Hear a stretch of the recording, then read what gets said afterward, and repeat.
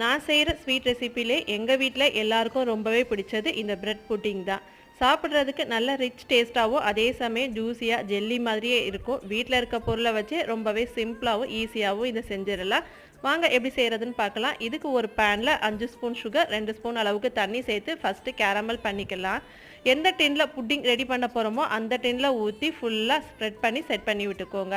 Mixie ஜாரில் 5 bread, 6 spoon sugar, 2 முட்டை, 1 spoon vanilla essence, 1/2 cup பால் சேர்த்து அரைச்சி எடுத்துட்டு அதையுமே டின்னில் ஊற்றிட்டு சில்வர் பேப்பர் போட்டு கவர் பண்ணிக்கலாம்.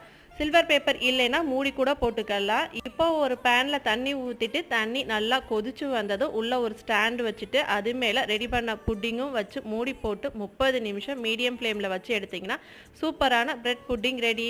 இது ஆறுனதுக்கப்புறம் அப்படியே கட் பண்ணியும் சாப்பிடலாம். இல்லை சில்லுன்னு வேணும்னா 1 ஹவர் ஃப்ரிட்ஜில் செட் பண்ணியுமே சாப்பிடலாம். டேஸ்ட் ரொம்பவே சூப்பராக இருக்கும். மறக்காமல் ட்ரை பண்ணி பாருங்கள்.